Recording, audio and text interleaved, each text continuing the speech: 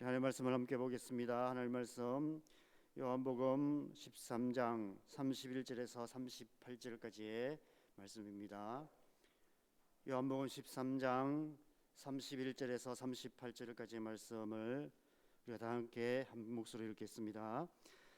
그가 나간 후에 예수께서 이르시되 지금 인자가 영광을 받았고 하나님도 인자로 말미암아 영광을 받으셨도다. 만일 하나님이 그로 말미암아 영광을 받으셨으면 하나님도 자기로 말미암아 그에게 영광을 주시리니 곧 주시리라. 작은 자들아, 내가 아직 잠시 너희와 함께 있겠노라.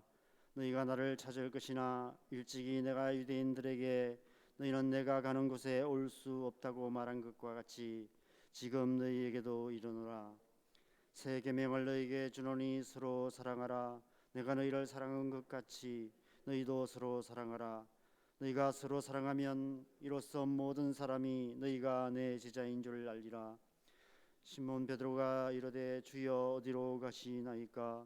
예수께서 대답하시되 내가 가는 곳에 내가 지금은 따라올 수 없으나 후에는 따라오리라. 베드로가 이르되 주여 내가 지금은 어찌하여 따라갈 수 없나이까? 주를 위하여 내 목숨을 버리겠나이다. 예수께서 대답하시되 내가 나를 위하여 내 목숨을 버리겠느냐? 내가 진실로 진실로 내게 이르노니 닭 울기 전에 내가 3번 나를 부인하리라. 함께 말씀을 보겠습니다. 어제 말씀에서 우리는 가룟 유다의 모습 속에서 우리의 삶의 불편한 진실을 함께 보았습니다. 우리는 누구나 이 세상 사는 동안에 한 번쯤은 믿는 도끼에 발등 찍히는 경험을 하게 됩니다. 철석같이 믿었기에 가까이 했던 사람에게 유행가 가사처럼 너무나 사랑했기에 마음까지 주었던 사람에게 어느 날 갑자기 배신을 당하게 될 때 우리가 느끼는 배신감은 우리의 영혼까지 뒤흔드는 고통을 낳을 수밖에 없습니다. 그런데 어제 본문 말씀에서 우리는 영혼까지 뒤흔드는 배신의 고통 속에서도 가룟 유다를 사랑하시되 끝까지 사랑하시는 예수님의 모습을 함께 보았습니다. 오늘 본문 31절 말씀에서는 예수님께서 이렇게 말씀하고 있습니다. 31절 우리 같이 읽겠습니다. 그가 나간 후에 예수께서 이르시되 지금 인자가 영광을 받았고 하나님도 인자로 말미암아 영광을 받으셨도다. 예수님께서는 지금 가룟 유다가 예수님을 등지고 어둠 속으로 들어가는 그 일이 하나님께 영광을 받으시는 일이 시작되는 사건이다 라고 말씀하고 있습니다. 어떻게 그것이 하나님을 영화롭게 하는 일이 될까요? 비록 그 일이 우리가 도무지 이해할 수 없고 우리의 영혼을 뒤흔들 만큼 고통스러운 일이라 할지라도 그것이 하나님께서 말씀하신 일이라면, 그것이 하나님의 뜻을 온전히 이루는 길이 된다면 애써 피하려 하지 않고 믿음으로 온전히 순종하는 것, 그것이 곧 하나님께 영광을 드리는 결과를 낳는다고 말씀하시는 것이 아닐까 생각됩니다. 예수님께서는 가룟 유다의 배신의 손에 기꺼이 자신을 내어 맡기심으로 하나님께 온전히 순종하셨고 마침내 하나님의 뜻을 온전히 이루셔서 하나님께 영광을 드리게 되신 것입니다. 저는 이 말씀을 묵상하면서 우리가 하나님께 영광을 드리는 일은 우리의 작은 손으로 하나님을 위해 나른 뭔가 크고 대단한 일을 계획하는 것에서 시작되는 것이 아니라 하나님의 큰 손에 우리의 삶을 온전히 내어 맡기는 것에서 시작된다는 생각이 들었습니다. 하나님께서 우리의 삶에 허락하신 이해할 수 없는 상황과 고통스러운 현실들을 묵묵히 견뎌 가며 그 일을 통해서 하나님의 뜻이 온전히 이루어지기를 믿고 구하는 삶을 살아갈 때 곧 하나님을 영화롭게 하는 삶이 이루어지는 것입니다. 저와 여러분의 삶이 그렇게 하나님을 영화롭게 하는 삶이 되기를 간절히 바랍니다. 그 후에 예수님께서 제자들에게 말씀하십니다. 34절 35절입니다. 우리 같이 34절 35절 말씀 함께 읽겠습니다. 새 계명을 너희에게 주노니 서로 사랑하라. 내가 너희를 사랑한 것 같이 너희도 서로 사랑하라. 너희가 서로 사랑하면 이로써 모든 사람이 너희가 내 제자인 줄 알리라. 너희가 내 제자된 표정은 다른 것이 아니라 바로 이것이다 라고 말씀하십니다. 성경 많이 읽고 기도 많이 하고 교회 생활 잘하고 착하게 살고 제자 훈련 과정 수료장 받는 것도 중요하지만 그것으로 제자가 되는 것이 아니라 내가 너희를 사랑한 것 같이 너희도 사랑하는 것이 내 제자된 표정이다라고 말씀하시는 것입니다. 그것은 단순히 예배 시간에 서로 사랑합니다라고 고백하는 정도를 말하는 것이 아닙니다. 이 세상 사람들처럼 우리를 사랑하는 사람들만 사랑하고 우리를 좋아하는 사람들만 가까이 하는 것이 아니라 우리를 싫어하는 사람, 아무 이유 없이 우리를 미워하는 사람, 심지어 생각만 해도 배신감에 치가 떨리는 원수 같은 그 인간까지도 끝까지 사랑하는 것, 그것이 예수님의 제자의 참 모습이라고 말씀하시는 것입니다. 그런데 문제는 그렇게 사랑하는 것, 그것이 쉽지 않다는 것입니다. 아직은 그렇게 할 수 없다는 것입니다. 제가 어제 본문의 제목을 불편한 진실이라고 정했는데 여러분, 오늘 본문의 제목을 제가 뭐라고 정했는지 아십니까? 오늘 본문의 제목은 더 불편한 진실입니다.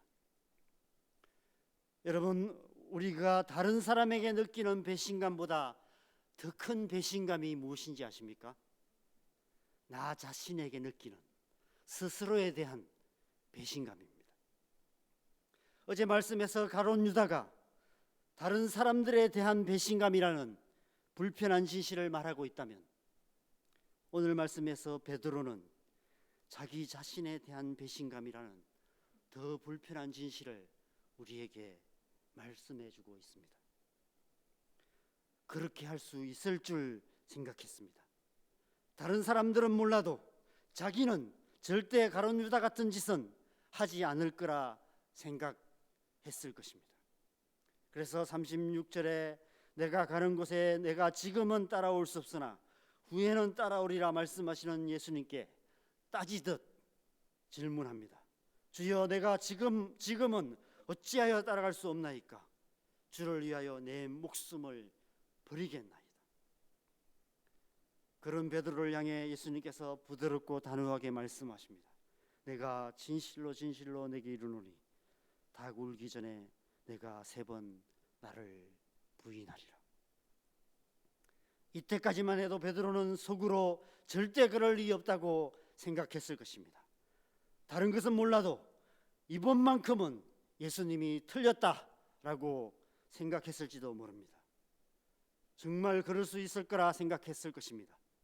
자기는 가룟 유다 같은 인간과는 근본적으로 다르다고 생각했는지도 모릅니다. 그래서 나중에 18장에 가룟 유다를 앞세우고 예수님을 잡으러 온 대제사장의 종 말고의 귀를 칼로 내려치기까지 하는 모습을 보게 됩니다.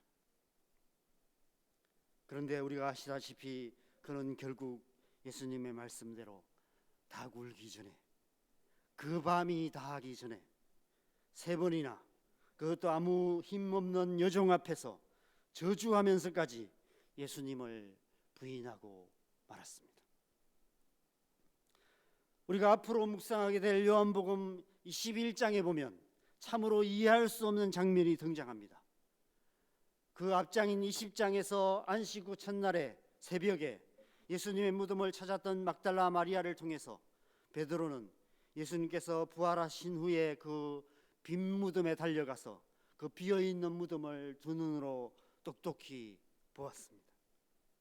그리고 그날 저녁 유대인들을 두려워하여 문을 닫고 숨어 있을 때 제자들 가운데 호련히 나타나셔서 손과 옆구리를 보이시며 성령을 받으라라고 말씀하시는 부활하신 예수님을 만났습니다. 8일쯤 후에 도마가 함께 있을 때 예수님께서 다시 찾아오셔서 도마에게 못 박히신 손과 옆구리를 보이시며 믿음 없는 자가 되지 말고 믿는 자가 되라 말씀하시는 그 예수님을 다시 만났습니다. 그런데 바로 그 다음 장인 21장에 보면 어찌 된 일인지 나는 물고기나 잡으러 가겠다 말하며 그를 따르는 몇몇 제자들과 함께 디비랴 호수에서 밤새도록 빈 그물을 내리고 있는 참으로 의기 없는 베드로의 모습을 보게 됩니다. 부활하신 예수님을 몇 번이나 만났던 베드로가 이처럼 다시 갈릴리 호수의 어부로 되돌아가 버린 이유가 무엇일까요? 그 누구도 아닌 자기 자신에 대한 배신감 때문에, 낙심하고 절망했기 때문에 그런 것이 아닐까 생각됩니다. 여러분, 우리 또한 그럴 수 있습니다. 살다 보면 우리 또한 베드로처럼 다른 어떤 누구 때문이 아니라 자기 자신에 대한 배신감과 실망감 때문에 스스로 낙심하고 절망에 빠질 때가 있습니다. 내가 아직도 이 정도밖에 안 되나 라는 생각 때문에 그러한 실패감에 좌절하고 절망하게 될 때가 있습니다. 내가 너희를 사랑한 같이 너희도 서로 사랑하라는 말씀을 따라서 그렇게 사랑하려 애쓰며 살았지만 결정적인 순간에 그렇게 사랑하지 못하는 우리 자신의 모습을 발견하게 될 때, 사랑한다 사랑한다 말하면서도 말과 혀로만 사랑할 뿐 행함과 진실함으로 사랑하지 못하는 교회의 실상을 보게 될 때 우리는 스스로에 대한 배신감으로 낙심하게 됩니다. 이러한 우리의 모습, 이러한 교회의 모습이 우리의 신앙에 더 불편한 진실이 아닐까 생각됩니다. 오늘날 교회가 이 세상에 아무런 영향력을 주지 못하는 이유가 이 때문이 아닐까 생각됩니다. 그래서 예수님께서 그리고 베드로에게 그리고 저와 여러분에게 오늘 36절 말씀을 통해서 미리 말씀하신 것입니다. 내가 지금은 따라올 수 없으나 후에는 따라오리라. 지금은 안 되지만 후에는 된다는 것입니다. 여기서 후에는 언제를 말합니까? 바로 성령님이 오신 후를 말합니다. 오순절 성령 강림 후를 말씀하시는 것입니다. 그래서 오늘 본문 이후에 14장에서 16장 말씀을 통해서 예수님께서는 성령님을 보내실 것을 약속하시며 성령님을 또 다른 보혜사라고 소개하고 계십니다. 보혜사란 말은 쉽게 번역하면 돕는 자라는 뜻입니다. 늘 곁에 계셔서 우리를 도우시는 분이라는 뜻입니다. 지금은 안 되지만 보혜사 성령님께서 우리 안에 오셔서 우리를 도우시기 시작하시는 그 후에는 된다는 것입니다. 저는 13장 1절에서 말씀하신 예수님께서 세상에 있는 자기 사람들을 사랑하시되 끝까지 사랑하신다는 말씀의 궁극적인 의미가 이것이 아닐까 생각합니다. 십자가에서 생명을 내어주시기까지 사랑하실 뿐 아니라 그 후에도 보혜사 성령님을 우리 안에 보내주셔서 우리를 도우시고 나아가서 보좌 우편에서 우리를 위하여 친히 간구하기까지 하시는 예수님의 끝없는 사랑이 바로 우리를 사랑하시되 끝까지 사랑하시는 하나님의 사랑이 아닐까 생각합니다. 사랑하는 여러분, 우리는 이 세상 사는 동안 끊임없이 우리에게 배신감을 안겨주는 사람들의 악함이라는 불편한 진실과 자기 자신조차도 쉽게 배신하는 우리 자신의 약함이라는 더 불편한 진실 사이에서 고통하며 낙심하며 살아갈 수밖에 없습니다. 어떻게 우리는 우리의 삶을 둘러싼 이 온갖 불편한 진실 가운데서도 내가 너희를 사랑한 것 같이 너희도 서로 사랑하라는 예수님의 말씀을 따라서 예수님의 제자된 삶을 온전히 살아낼 수 있을까요?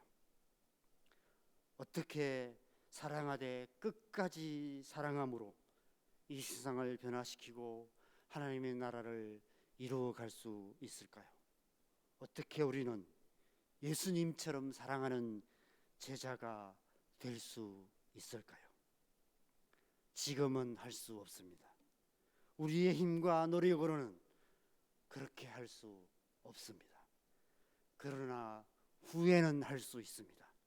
성령의 충만함을 받은 후에는 그렇게 할 수 있습니다. 그렇게 할 수 있도록, 그렇게 살 수 있도록, 그렇게 사랑할 수 있도록 우리를 도우시는 보혜사 성령님께서 우리 안에 거하시며 역사하시기 시작하실 때 우리는 비로소 이 세상 가득한 온갖 불편한 진실 속에서도 넉넉히 예수님의 제자다운 삶을 살아낼 수 있는 것입니다. 그래서 우리는 날마다 성령으로 충만함을 받아야 하는 것입니다. 오직 성령으로 충만함을 받아서 우리는 예수님처럼 사랑하며 사도행전의 사도들처럼 자기 목숨까지 기꺼이 내어줌으로 하나님께 영광을 드리는 삶을 살아가야 합니다. 저와 여러분의 삶이 그런 삶이 되기를 바랍니다.